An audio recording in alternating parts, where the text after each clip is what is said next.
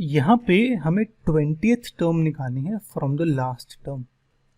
तो जो ये वाला मेथड है ना, आप हर बारी यही मेथड फॉलो करना, चाहे आपने कहीं और से कुछ भी देखा हो, पर वो सब भूल जाना।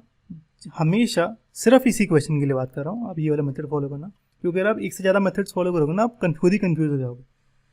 ओके, तो इसमें मुझे ये AP गिवन है, इसकी लास्ट टर्म, यानी वैसे तो मैं सीधे चलता हूँ, यहाँ से यहाँ तक जाता हूँ, तो मेरे को 20th टर्म का फॉर्मूला मुझे पता है, AN इक्वल टू होता है A plus N minus 1 into डी। एन की वैल्यू पुट करी, सॉल्व कर दिया, आंसर आ गया।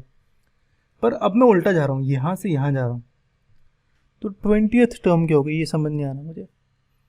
कोई नहीं समझ आ रहा तो कोई नहीं। अगर मेरे को यहाँ से यहाँ जाना है तो मैं क्या इसी AP को उल्टा कर सकता हूँ? मुझे दिख रहा है कि ये वाली AP में फर्स्ट टर्म है 3, कॉमन डिफरेंस है 8, सॉरी कॉमन डिफरेंस है 8 माइनस 3 यानी 5। तो अगर इसको उल्टा करूँ इस AP को, तो वो क्या होगा? तो वो उल्टा स्टार्ट होगा 253 से, ये 3 लिखा है सॉरी, और उसका कॉमन डिफरेंस जो होगा मेरा, यानी ये वाली AP कॉमन डिफरेंस होगा -5। तो इससे 5 माइनस होगा, यानी यहाँ पे इंक्रीज करता, उल्टा जाएंगे तो डिक्रीज करेगा। तो -5 का मतलब ये 248, फिर 243 एंड सो ऑन, और ये एंड होगा फिर 13, 8 और फिर लास्ट टर्म होगी 3। ठीक है, तो मैंने इसी AP को उल्टा कर दिया। अब 20th term from last term of this AP, ये होगी 20th टर्म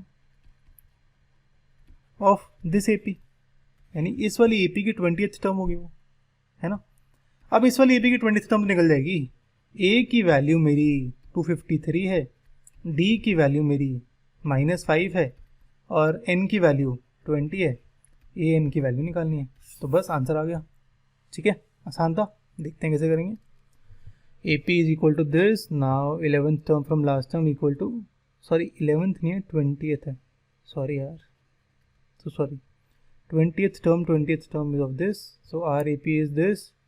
ये फर्स्ट टर्म, ये कॉमन डिफरेंस होगा -5, 20th टर्म निकालनी है, n की वैल्यू 20, वैल्यू पुट करता हूँ an के फॉर्मूले में, तो मेरा 20th टर्म आ जाएगी 158। ठीक है।